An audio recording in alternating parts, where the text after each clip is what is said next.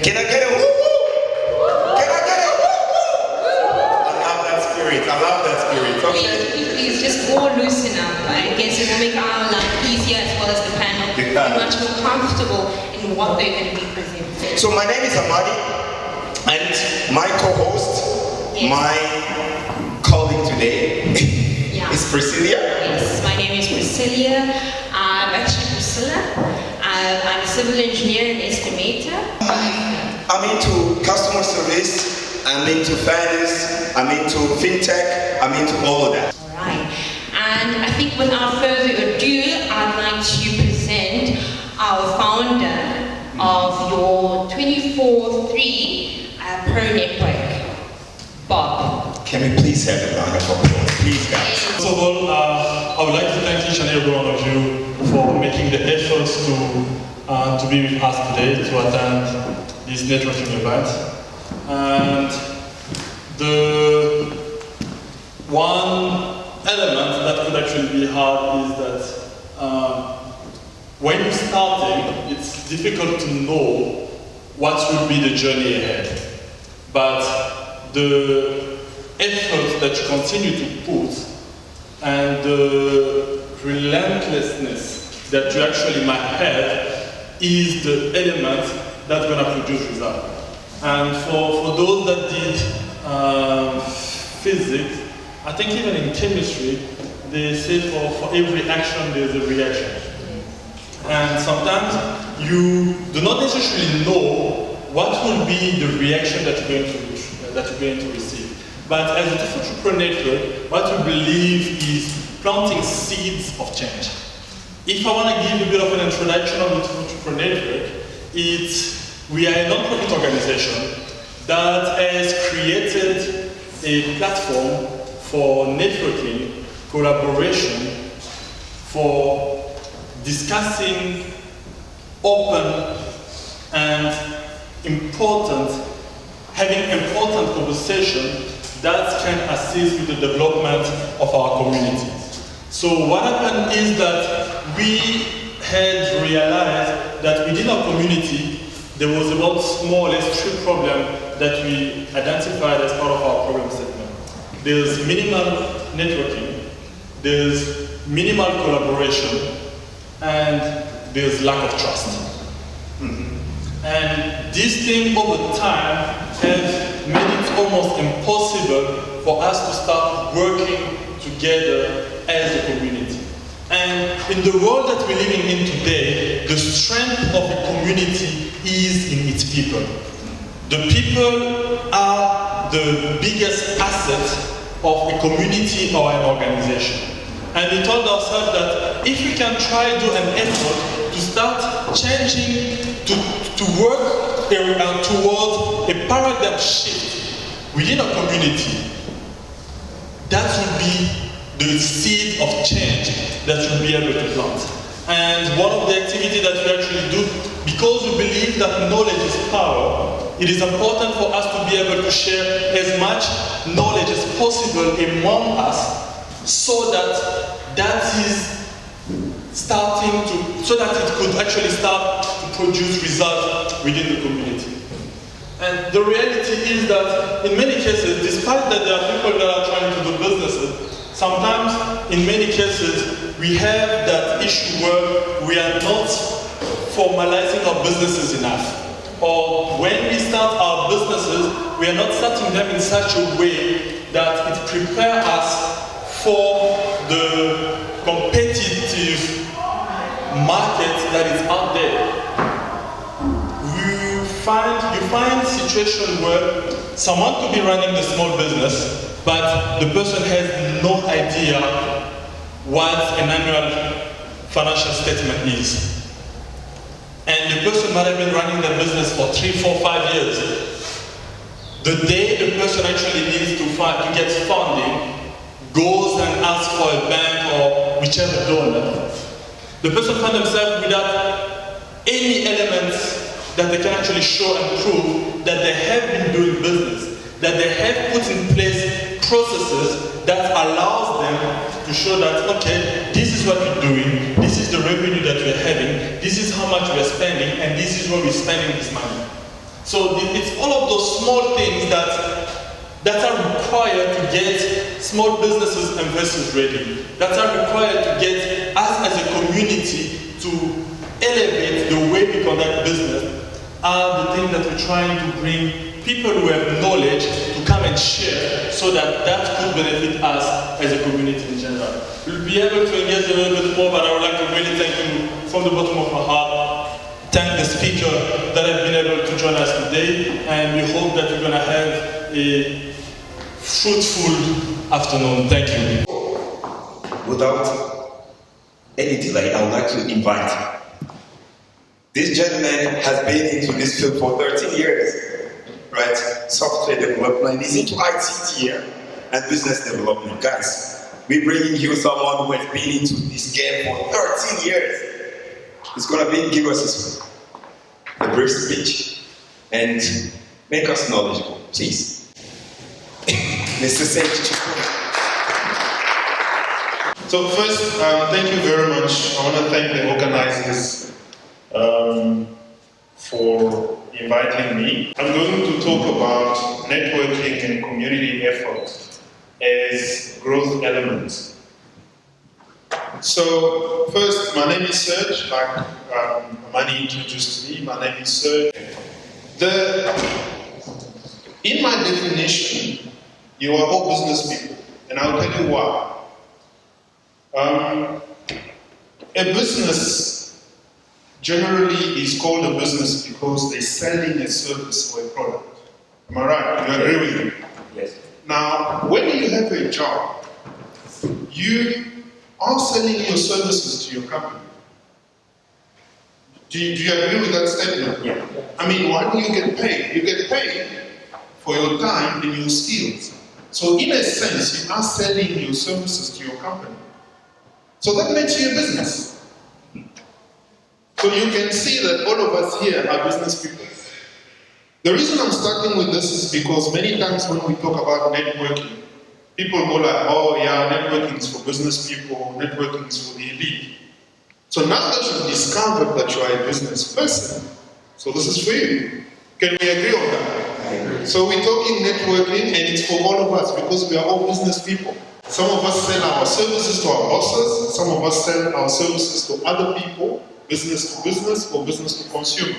So what is networking? Obviously, I'm not going to make this up. I looked at the dictionary.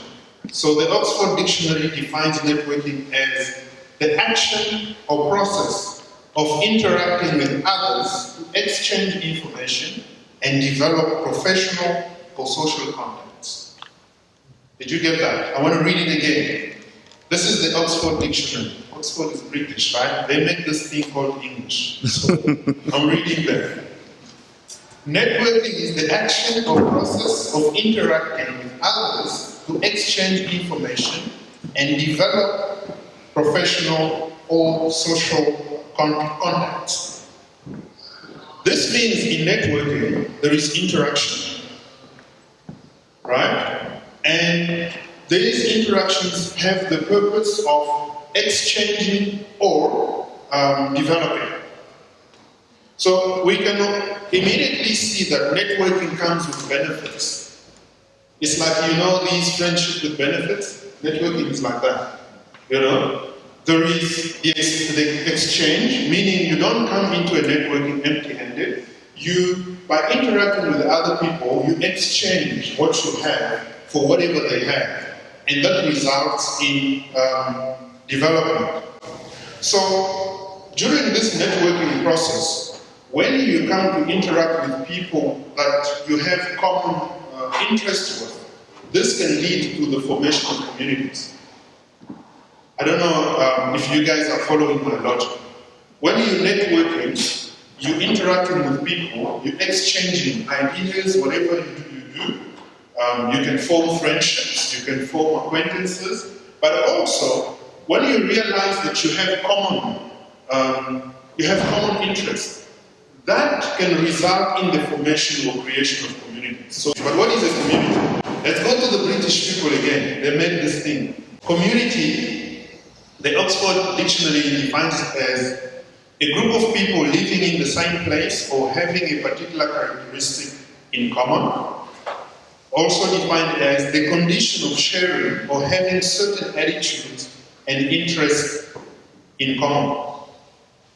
So my key thing here is interest in common. If you take the last part of our topic, which is basically networking and community effort as growth element, or rather as elements that can lead to growth. If you take that and you look at what the dictionary defines community to be here, we can see together that by networking, we can possibly end up forming communities. And in these communities, we can find, because communities are formed around common interests, this can become platforms of growth for us. How is that possible? Let me give a simple example. You want to buy a house, or you want to buy a property, whether it's an apartment or a house. So you need 200,000 rand to give a deposit and also for lawyer fees. You need 200,000 rand. But the problem is you don't have it. You need to save it. But you can only save 2,000 rand a month, right? You need 200,000. You can only save 200 a month. So that will require to make 200,000 rand, you need to save for 100 months. Am I right? 2,000 times, no, actually 1,000 months. Because 2,000 rand times 1,000, that makes it 200,000, right? So 1,000 months is over 8 years. It means you do this solo, it will take you 8 years and something to make up the 200,000 rand to buy your first property. Now look at it the other way around. Imagine you team up with 4 other people. Now there's 5 of you. Now each one of the 5, you save 2,000 rand. So instead of making 2,000 rand a month, you would make 10,000 a month. Right? Your aim is still 200,000 rand to buy a property. Now because you're making 10,000 instead of 2,000, you will be able to make the 200,000 rand in 20 months. Right? 20 months is it's less than 2 years. It's a year and 8 months. Yeah. So here's one powerful example of what the community can do. So in 18 months, you are able to buy a property. Yes, this property is not yours alone. It's yours together with 5 other people. But if you continue with that logic, you can buy one property every 18 months. So this is just one example that I wanted to show you what community can do for you. Another example is, look at the 243 Pro network, for instance. Inside this community, there are lawyers, accountants, and software developers, and so on and so on. So if you raise your hand to tell people, hey, I'm here, I'm an accountant, you've got an issue with your tax return, or you've got an issue with your whatever, I'm here, I'm an accountant, give me a shot. You automatically create yourself a client base without a lot of effort. So that can help your brand or your business or your services grow. That's another example of what community can do for you. Why am I raising this? I'm raising this because I'm concluding to say, when you want to integrate the community, don't go there because of what you can get out of it. That is wrong. That is the wrong mindset. Because a community, you should go there prepared to offer something. It's almost automatic that you'll get something out of it. But go there prepared to offer. What is it that you are offering to the community? Can that community be better than it was before you joined? That is the question you should ask yourself. Because you should contribute to the development of that community. Because in return, when everyone else in that community comes with the same mindset, then everybody can grow together. I don't know if you guys are following. So, I'm concluding to say, take networking seriously. Why? Because you just realize that you are in business. So in business, we do networking. I mean, I told you guys that I'm in business development. You can understand why I talk about networking. You know, business development is about building relationships, right? And networking is one way of, one good way of, you know, building, making new contacts and so on and so on. Especially the Congolese community. There's very few positive things said about the Congolese people in general. You can participate in changing that narrative. Start to be the change that you want to see. I mean, for instance, some of you might have gotten a little frustrated. You got here and you were waiting for this event to start. But how about you start by being on time? The narrative is Congolese people are never on time. But how about you want to change that, right? So if you wait for Congolese people to start coming on time, it may never happen, you know. So that's really is important. So my closing remarks are: please, when you network, when you want to join a community, do your due diligence. It's important. Find out the community you want to integrate, what they stand for, do you agree with what they stand for, and so on and so on. And remain professional. Keep the emotions out.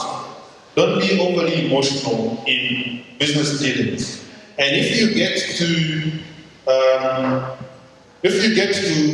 going into business as a result of networking, put things on paper. It's very important. Put things on paper.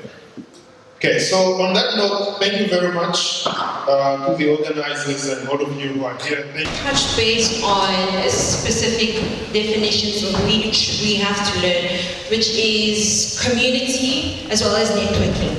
I think the main aim here is networking. And for us to understand what we are doing here, we need to understand the definition of networking, of which every one of us are here. And I can actually see a few of them writing, which is also a good thing. I guess you guys are also so serious about what you want to do with your businesses, and of which we have many small businesses arising. Without any further delay, I would like to invite an entrepreneur. Now, he's going to give us an insight. He's an entrepreneur as well as a digital marketing guru, and he has his own company which is called the NK Lining. Yes. So I would be calling Patrick. I would like to have this opportunity to thank the organization, to thank as well each and every one of you. Thank you for coming and listen to this small knowledge of ours that we have. I'm speaking about how to 10 times your startup in retail. My name is Patrick, and I am the managing director of MK Bed Linen. It's a company that I started 3 years back, and with 2 physical stores as well as an online store. So the e-commerce in South Africa increased by 66% to 30 billion in 2019. That is more than the value. That is more than double the value of the 2028 turnover, and also 50% higher than the forecast for the predicted 20 billion industry by 2020. So you can see that the e-commerce, that is where I am also. That is where my business is also. You can see that this is one of the industry which is growing very fast. So, how to 10 times your startup in retail? I'm going to be very short and very simple. So number one is you need to keep yourself simple. If I should say it this way, if you are planning to enter, to go into the retail space, like I can see many people who are here already exposing their businesses. The advice that I can give to you is you need to keep yourself very simple. So everyone is a salesman, and if you want to be successful in your sales, you need to focus on simplifying your sales process. And what do I mean by simplifying your sales process? Do not complicate things. Make it as simple as possible. Make your product as attractive as possible.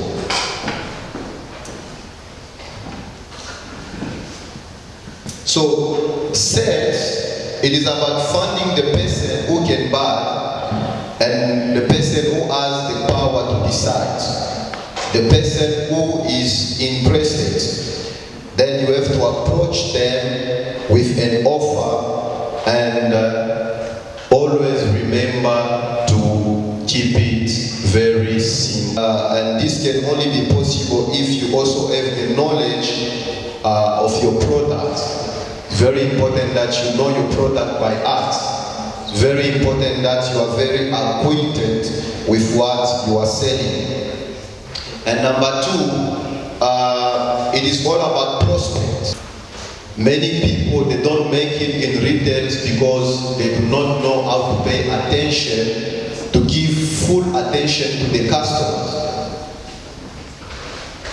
And in any pitch that you are doing, you need to make sure that you communicate as quickly as possible. Show your customer what is in need for them and why you can deliver what they want better than anyone else. I remember a few years back, I used to work for a company where we never had any basic salaries. And what we were doing is they will give us products and we'll go and sell these products, by malls, garage, and fuel station, filling station. And the way that we were trained is we had to make sure that you pitch your product and you convince the customer to buy your product in less than 2 minutes, because by the time they finish to fill his tank, you must make sure that you are done with him. This is the first time that you are meeting the person. You are showing him the product that he has never seen before, and you need to make sure that you convince him, and he must pop out 500 rand. Show the customer how important your product is. Tell them how much your product can change their life. You are allowed to say anything about your product. Number 3 is that your biggest problem is you.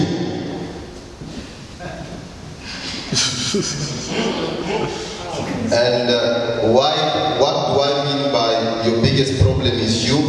Is that often people think they need more experience or more money before they can start a business or to take their business to the next level. And that's not true. That is not the truth. And that is why we have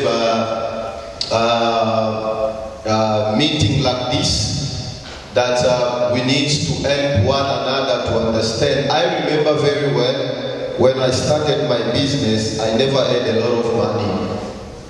I was working somewhere in retail. I've been in retail for quite some few years. I've worked for Boss, went to Café Coton, and I've been in retail for many years. And while I was working in retails. And what I can tell you is you need to steal with your eyes where you are working. Don't just work for a salary, steal with your eyes. I have stolen a lot of knowledge that I am applying today in my own business from where I used to work. I stole with my eyes. I stole the way they were doing management.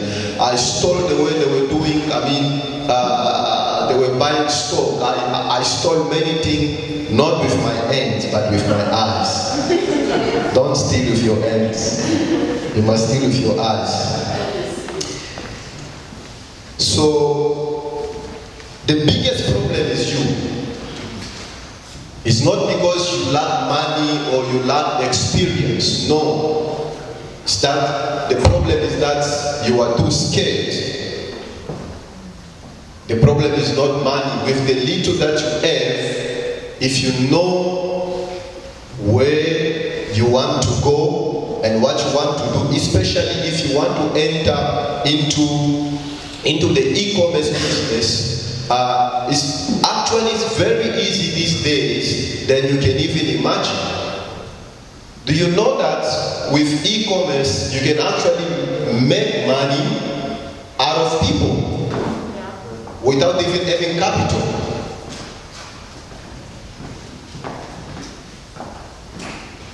You can make money out of people without even having capital. Number 4, money follows attention. And that is very important. Money follows attention. And this is where the marketing part is very important. Who knows you is more important than who you know. Remember, our parents used to tell us that, don't speak to strangers. You must be scared of strangers. Strangers, you must keep them outside. Don't talk to them. But the world that we are living today in is that the strangers has the money that you are looking for. The strangers has everything that you need. So what you need is you need to get the attention of the stranger. Not only you need to get the attention of the stranger, but you need to keep their attention and you need to multiply their attention. We are in a generation where if you fail, really, I don't know. We've got the internet, we've got Facebook, we've got many platforms where you can advertise. As small as your business is, you can advertise it and bring more customers to your business. So get attention. Money follow attention. And number 5, I'm going to finish there. Number 5 is that you need to work on yourself daily. In order for you to 10 times your life and your business, you are required to work on your life daily. You need to learn the rules of the game you want to play, and you need to work harder in order for you to be the best in that field. Yeah, my name is Jibril Piata. I'm an entrepreneur. It's a big word. Actually learned it from school. And what is funny is I came to Cape Town about 16 years ago. It wasn't even my destination, for some reason I stopped here, curious about Mandela, South Africa, and so on. And I wasn't also too sure about what to do, what to study. And for some reason, I chose entrepreneurship. And the first year, I found myself in a very funny position. The staff they were teaching me first year were actually all pointing into, you need to work for yourself. And I actually started working from first year. So I was studying and working at the same time. But I just realized that it doesn't make sense to work because I was working for a company as part-time student. And I said to myself, why would I work when I know all this stuff and work for someone where I could actually set up a business on my own? That's where my journey started. So years ago, of course, doing all the necessary research with the background of an entrepreneur and so on and so on. I started my first company with a couple of friends. We were the first one to brought in a brand called Armand de Brignac, champagne, something like that. The first one in South Africa, first one, 3 guys. And then we struggled a bit because it was high intensive capital to lay down, a lot of marketing to go around. And eventually, my partner and I didn't really match on some of the decision making, and then I decided to sell my shares and part away. And the day I did it, I think a week later, a big retailer group called, Bacardi Rebel, they bought the license for Armand de Brignac in South Africa. So, I'm just sharing this as a beginning to tell you that anything is possible. There are great things that we can create when the will is there. I was supposed to talk about one of the segments here, but I choose to go through all the 3 segments, so customer segmentation, service and retention, branding, marketing, and so on. And I like to walk the talk. So basically, I will tell you a little bit about one of my business and touch each of these segments and show you a picture of how this can apply to the business itself. Like I say, I'm an entrepreneur. When I say entrepreneur, it's also mostly because I'm involved in many venture and activity. I run a company called Safocus Holding, which is a consultancy business where we have a partner across the continent, and we do all sort of management and contracting on various projects, from oil to ICT to name it. It's purely a consultancy, and we have a network of professionals that are linked to the business. It is, as I see it, as an entrepreneur, you can't keep all your eggs in one basket. It's too risky. And I actually learned that most recently again, with COVID, where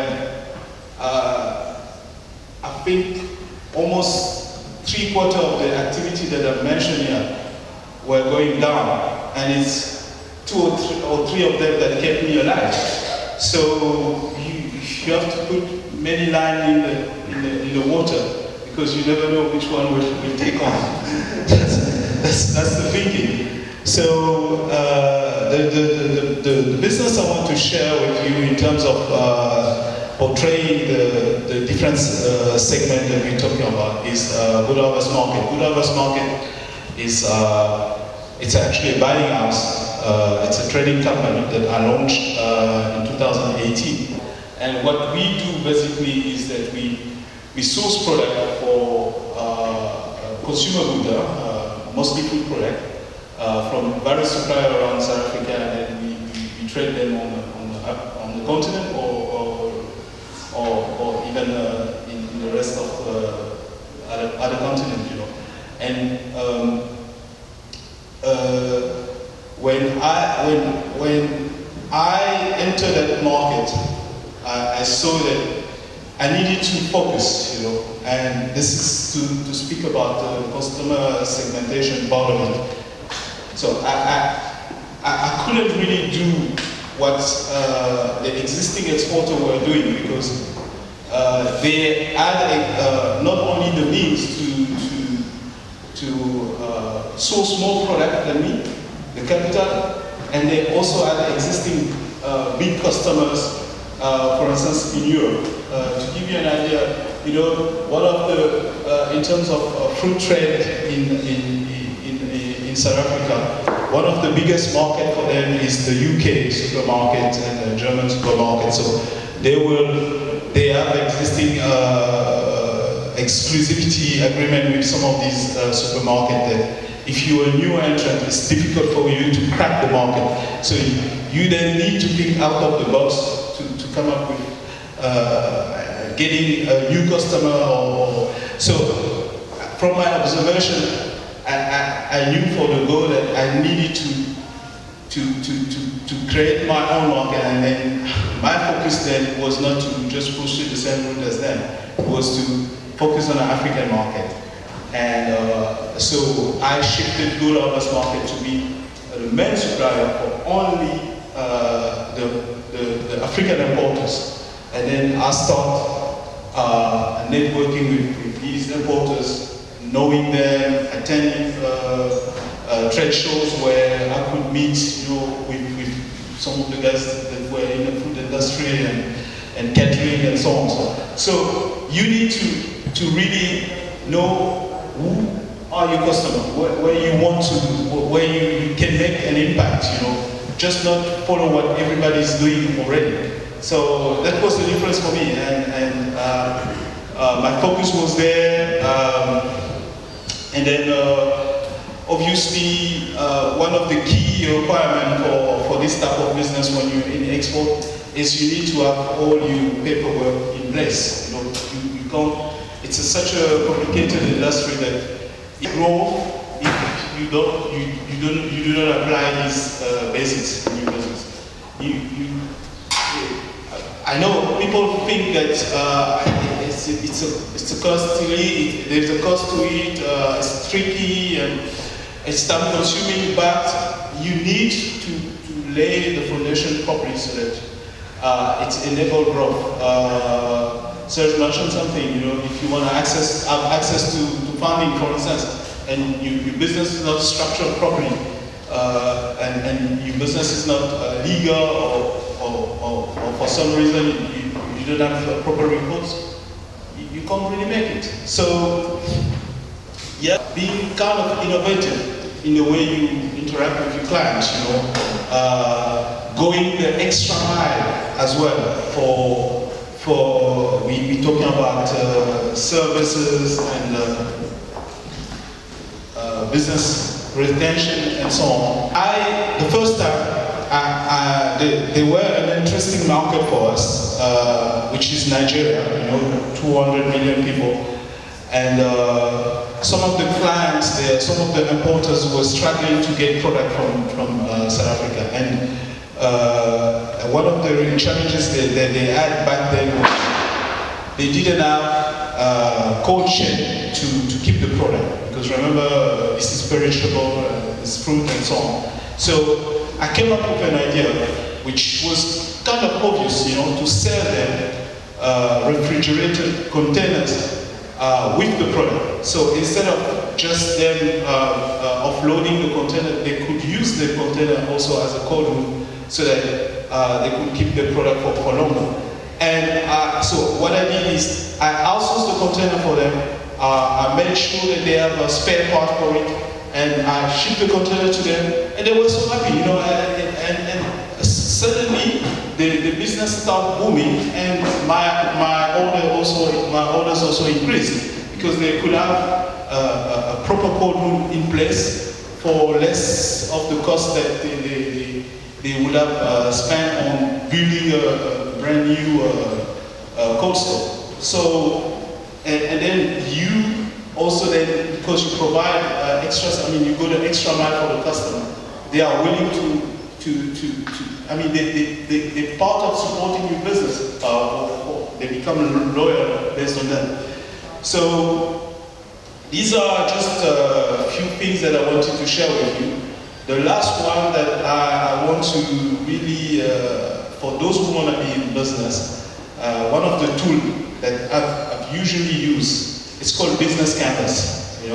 It's a 9-segment, I don't know, maybe some of you are familiar with it. It's 9 segment instead of you writing a business plan, where you can see how you can develop your business idea and have that blueprint to help you navigate through all the aspects of your business.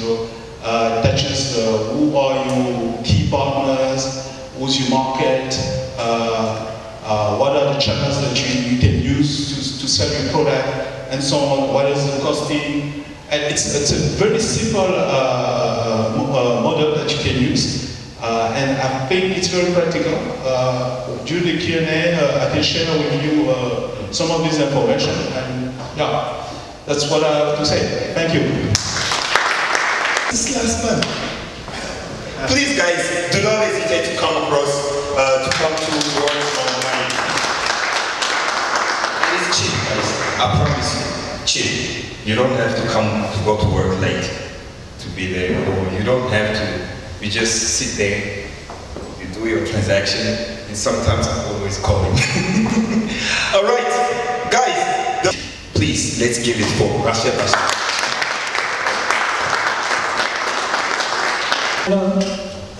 Hi, my name is Rachel Bachala, as Amani said. Am I a hustler?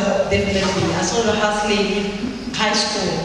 I went to a private school in Mowbray, and somehow I was walking in town and I saw the Chinese shop selling the cravat ties for 10 rand. And the hustler in me bought those ties and went to sell to people from 50 rand. And I was like 16 or something. So I'm gonna ask you, I'm talking about marketing and branding and marketing, which is very important in business. The question I'm going to ask one or two people, if you were to be a car, which car would it be, which brand would it be, and why? Anybody?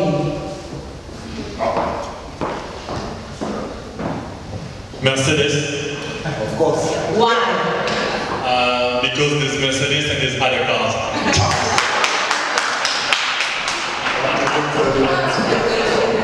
I always say that. There are cars and Mercedes. His answer actually tells you the power of branding. That is branding, definitely.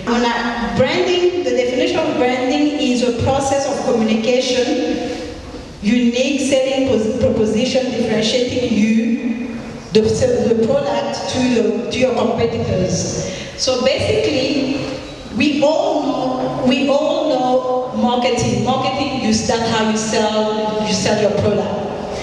With branding itself, is that branding will allow your brand to stick in people's mind. A perfect example of branding is Nike.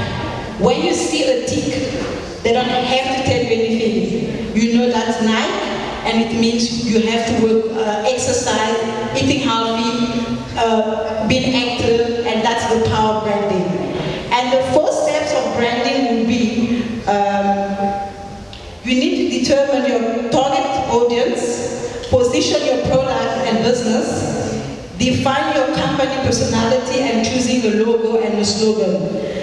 Basically, when you have a product, and the sister over here asks you how did you know your niche market. Once you have a business, you say that I'm starting a business, but you have to align yourself and know who is your target market. With that, you need to create a customer persona.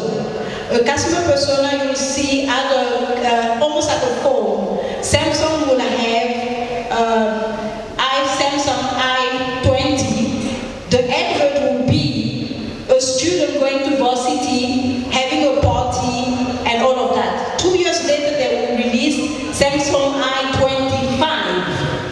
If you follow the journey, will be somebody going to the office, making a decision. Not making a decision yet. They're making a move up in life. And i2025, they'll see the person now is a manager. They have you, and sometimes you watch an advert on TV, it speaks to you because they had you in mind. When you create a customer persona, they design, they know where you party, what you eat, how you wake up, and everything. And with that, it will allow the company to do the marketing. Branding 101 also, when they say choosing a logo and a slogan, is never go and get a picture or a drawing from online and use it as your logo. Because, first of all, you're using someone's IP, and let's say your company goes to become $1 billion in this country.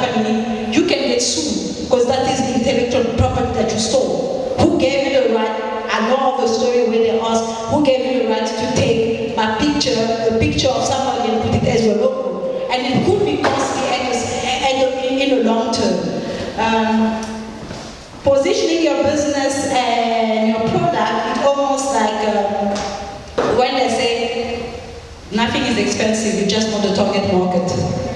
A luxury brand, they don't care if Pep or Woolworth is selling 100 t-shirts, they're sticking with their brand. I am a Chanel, I will stick with my Chanel, and you position yourself. That you will see it with anything. So basically, when you choose your target market, you position your brand, and you also create a company personality. Company personality was a perfect example. It's Nike. That's a company personality. When you see a Nike, you don't feel like eating junk food because Nike means being active. Even the color, branding involves colors. This is why you will see fast food will be red, yellow. They actually know why they're putting it. Those colors encourage you to eat. But you will see healthy takeaway food like Hawaii. The colors are blue, turquoise. It means healthy, zen. I'm about to feel good. That's the difference. So you cannot, when you choose your branding, your color, you have to know which industry you are, what's the meaning of the color in that particular industry. That will help you. We have marketing. Most people will know about marketing. Marketing is exactly what you're doing, how to sell your product. We all know how to do marketing. But what we don't actually know is how to differentiate what is marketing and what is branding. Because marketing, you know, the marketing strategy, we all know, the SWOT analysis, we all know that. What you will know is what's the difference between marketing and branding is that without branding, no one would care. Without marketing, no one will know who you are. With branding, it will differentiate you from your competitors, I said earlier. With marketing, it will tell how you do it, how you get customers, how you do and get customers. And when branding will drive recognition, respect, and trust, and build trust in your customers. Some companies, you will just trust them. It's almost like the news outlet. Certain news outlet, if they publish a story, you trust it's a reliable story because they build the trust. So people need to trust your brand. Branding captures your audience and asks for why. Even when you build your product, you must ask yourself, why am I doing what I'm doing? Why am I putting a red string on this bag? That will actually answer, because as much as you are building your business, but this business is not yours, it's yours, but the customers, I have to ask why. The why must be at the center to solve the solution that you are trying to solve. Ask yourself why. Why am I putting this color? Why am I doing what I'm doing? Branding will build memorability and impact and recognition, like I said. You don't have to tell me, now you can see it from far away. Mercedes, you can see it. The person doesn't have to tell you. Marketing captures the audience, focus on awareness, and focus on sales. I will end with this. For a sustainable business, focus on long term. Because branding is a long-term strategy and marketing is a short-term strategy. So you have a marketing, you go to a market day. You sell your product, this is short-term. I sell this, I sell A, B, C, D, this is my marketing. But after that, people will forget about you. But whereas branding is long-term. And they say, for sustainable business, focus on the long term. Marketing grabs attention, branding keeps it. Thank you. Wow.